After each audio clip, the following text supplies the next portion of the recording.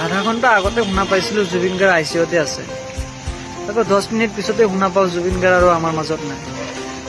বহুত দুখ লগা বিষয় আমাৰ অসমবাসীৰ কাৰণে। সঁচাকে জানে অসমবাসীৰ কাৰণে মানে আমাৰ আৱেগ হয় জুবিন গাৰ্গ, আৱেগ। বহুত দুখ লগা বিষয় যে আমাৰ মাজত আৰু জুবিন গাৰ্গ নাই। জুবিন গাৰ্গৰ নতুন গান মানেই আমাৰ আনন্দ, আৰু সেয়া দিন নাপাওঁ আৰু চবে দোৱা কৰিব জুবিন গাৰ্গৰ কাৰণে।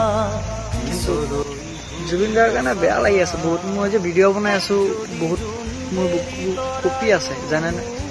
মোৰ ফেন হয়, মই সৰুৰ পৰা জুবিন গাৰ্গৰ ভিডিঅ' চাই আছো, গান চাই আছো। তাৰ গানটো শুনিলে আমাৰ দুখ সুখ চব মানে একফালে গুচি যায়, চব আনন্দই মানে বেলেগ লাগে। সেয়া দিন আৰু কেতিয়া নাই।